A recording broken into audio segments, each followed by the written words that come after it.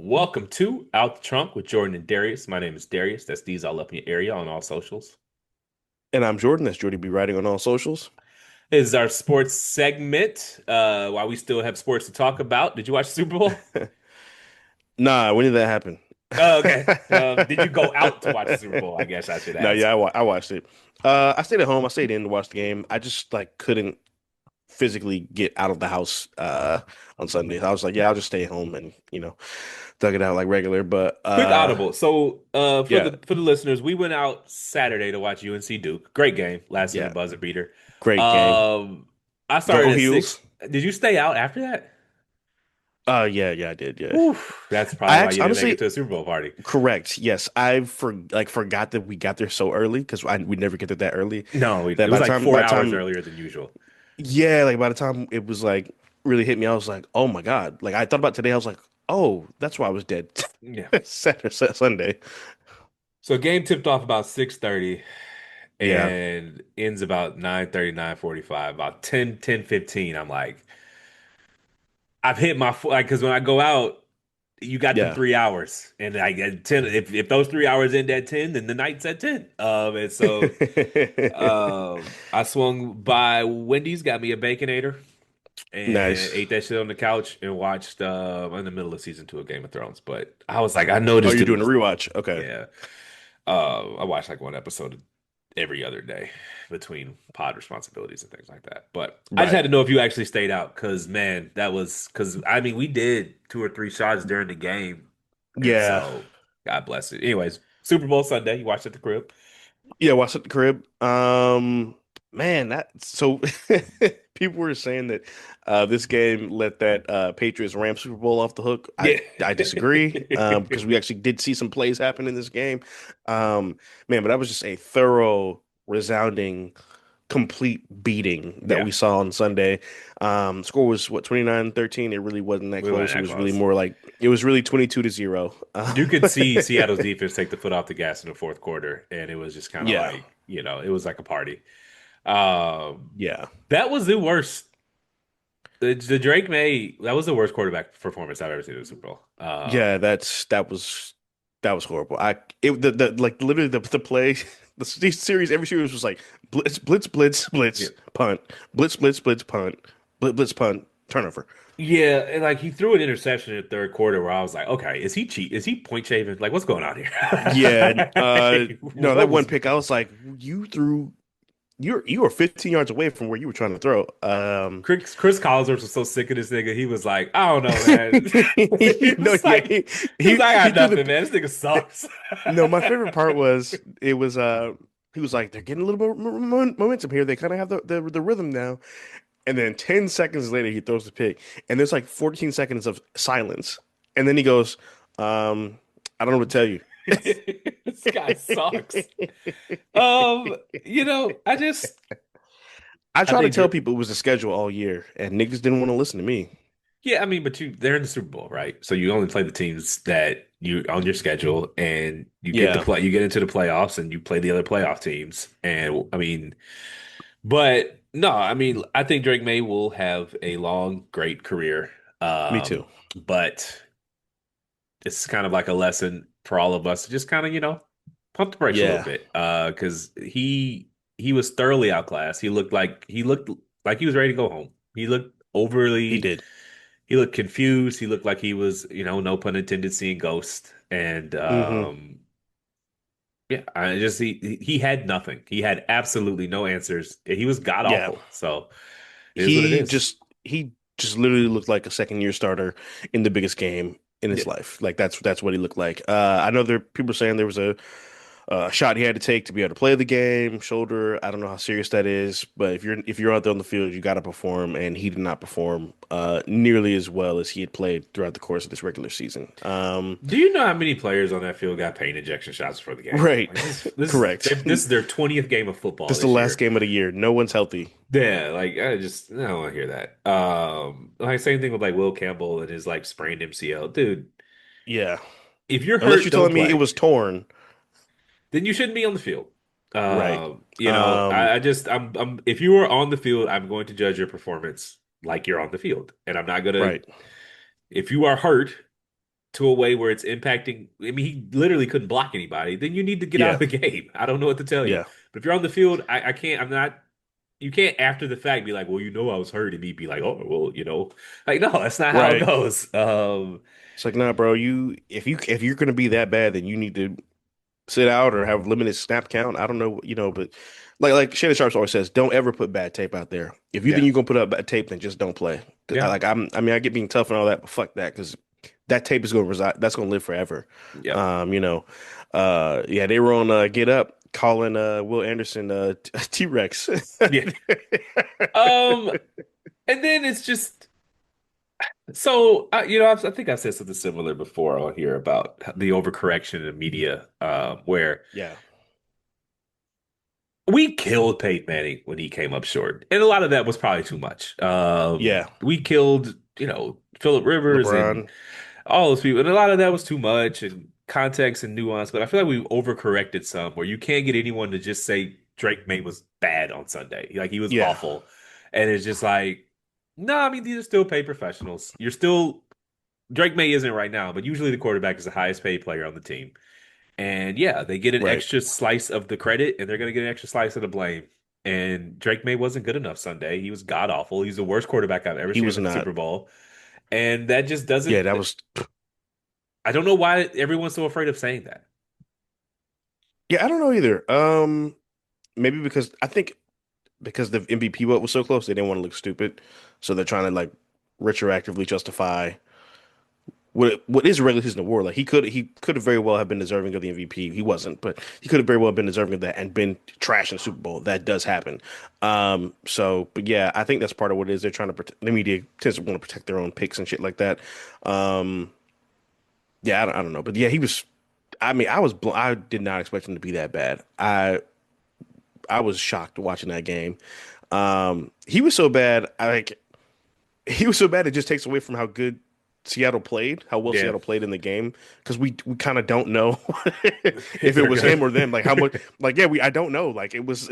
I mean, Seattle's defense is great, obviously, but it's like seriously though, what would that have looked like against a real defense? Because Sam Darnold, wow, Matt Stafford shredded them 2 weeks ago, and then they looked like the 14 Seattle Seahawks the other day. So I don't know. Yeah, but banners fly forever. And they're the Super Bowl That's right. champions. In the words of Kobe Bryant, friends come and go, banners are forever. You know, as someone who is goal driven and likes professional accomplishments, that's a little too much. Friends don't just come and go, not good ones. They don't. They don't. I remember when he said that, and Bomani Jones was like, "I think that you're just saying that because you have no friends." Yeah, that's a lot to unpack there. We'll just leave it at that. We don't want to Yeah. disrespect the dead, Rest in but peace. He didn't have the best social skills early on in his career. no, or later on in his career, Well, uh, yes. ever. Just so Yeah, yeah. My favorite is like NBA players tell stories of him obviously bullying them, yeah. and then being like, "It was so competitive and great." Well,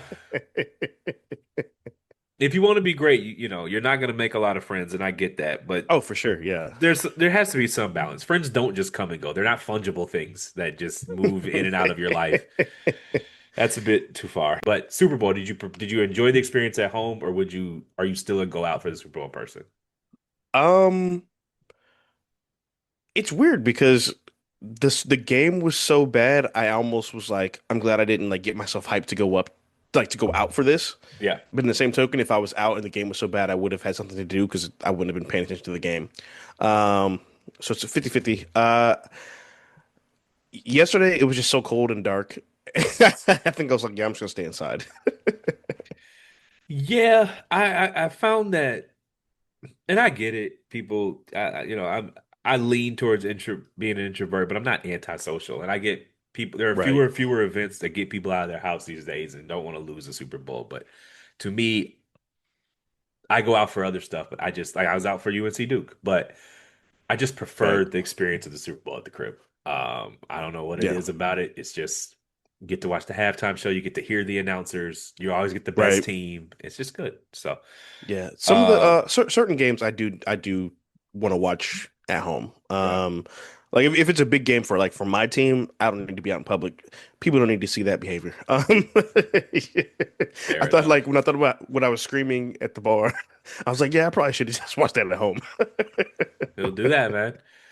NBA All-Star Weekend, is it just dead? Yeah, it's about like the Pro Bowl at this point. How do we get these players to care again? You Because I've people been thinking like about that.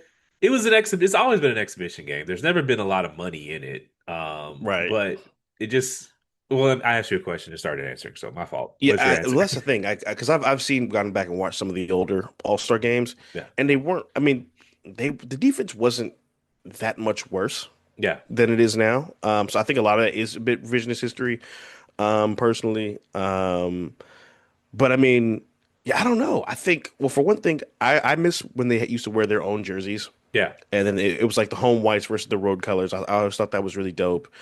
Um, I think I don't know what it is. I also just feel like there are so few stars now in the league. You know what I mean? Like 20 years ago, every like however the all 15 all-stars in the game, right?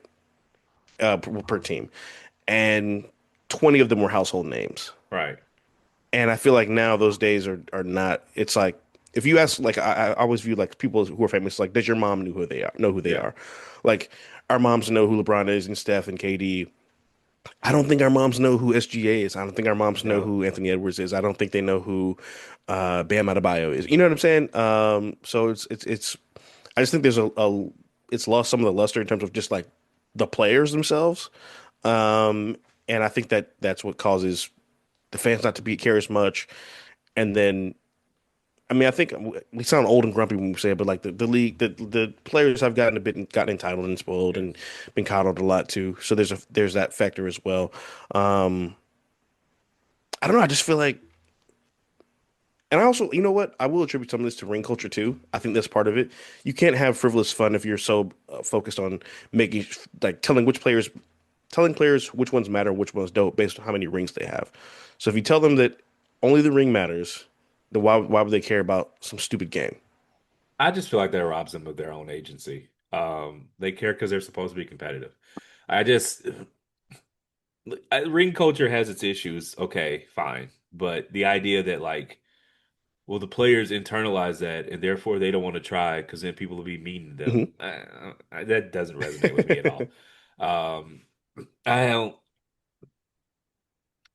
I think it's hard to say one makes too much money because the revenue Right. splits are the revenue splits, but it is true that they make so much so early that there's not a lot of incentive to get them to do something that they don't want to do. Yeah. And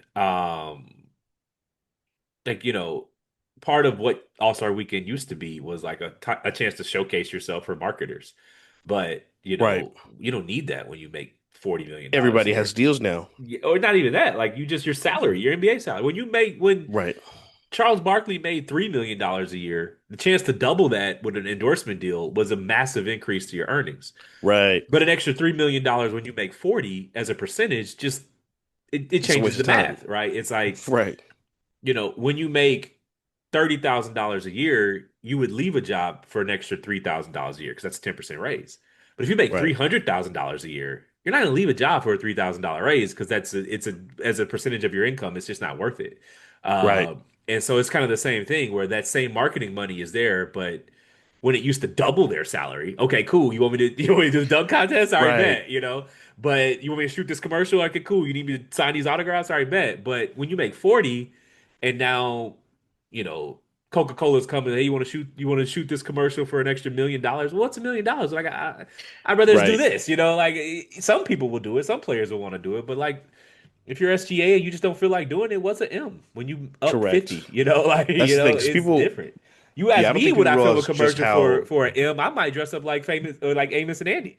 Like or step and fetch it or whatever. But a million Yeah. to me just is a way different. I mean, it would change my whole life, but a million to them, it's, Right. that's like some That's the thing too, because irrelevant they amount were of making money. so those guys were making so little money comparative to the time, you know. Like people like Michael Jordan's a billionaire, and that's just strictly because of his business deals. Yeah. You know what I mean? I think he probably made 60 to 80 million his entire career Yeah. on the court as a Chicago Bull slash Washington Wizard. If that, I'm being generous. You know, and the rest of it was just royalties off the sneakers and you know all that stuff and Hanes and all that. I got 40 So pair of yeah, the nigga shoes. He's up. right, right, yeah, yeah, right. So it's you Uh, know those endorsement dollars really matter. Now it's just it doesn't matter as much. Also, everybody's so hyper visible because of social media. It's like okay, what do I need to promote the game for? What do I need to promote myself for? I can just post myself on Instagram, and it's just as effective as a commercial, if not more so. I will I also say, think, go ahead. Sorry. yeah, I also think because basketball has become a country club sport, I think that's a big factor too. Um, you got all these rich kids who are, you know, grew up in Chino Hills, grew up Yeah. in, you know, the Valley and so on and so forth with all these private schools and shit, you know what I'm saying? So what reason do they have to have a chip on their shoulder? You know what I mean? Like a lot of the NBA players talk about it now, the older guys, and this is the one time where they are right, you know, they say, you know, you watch certain guys play, you can tell where they came from.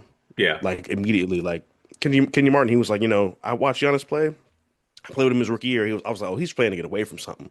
You know Yeah. what I'm saying? I watched young LeBron play. He was playing to get away from something. Like you can tell when guys are like desperate to get out of their situation, and these guys aren't desperate to get anything or to get out of anything.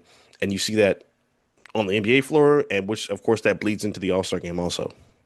Michael Irvin's one of my favorite lines from him is Oh yeah, yeah, he, yeah. he said Run this slant or run back to the ghetto. right. Um yeah, it's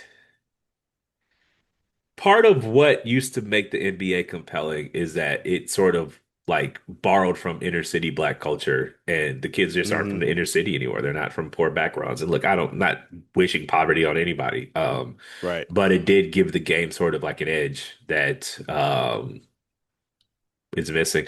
I also think a big the hollowing out of journalism does impact our like when the players are so rich, they feel like they don't need media. They can do their own players tribunes that aren't they're never interesting. You know, and they don't do interviews, they don't do long form pieces. And so we don't know them anymore. Uh Right. We don't know them. we don't know them They're, anymore. We only know yeah. them from their fit checks on Instagram. And while you might get a lot of Hmm. pages and views from that, you know, where's the, you know, 12-page Sports Center profile of Chet Holmgren? Like that Right. just doesn't exist anymore. Sports Illustrated profile. And so when you hollow out the journalism and you just have a handful of reporters doing national things, breaking transactions that would become public knowledge anyway, Correct. the sport loses its soul a little bit. So I just did want to mention that because I believe journalism, and this is wider than sports, is a load-bearing principle, and we'll miss it when it's gone if it isn't gone already. So.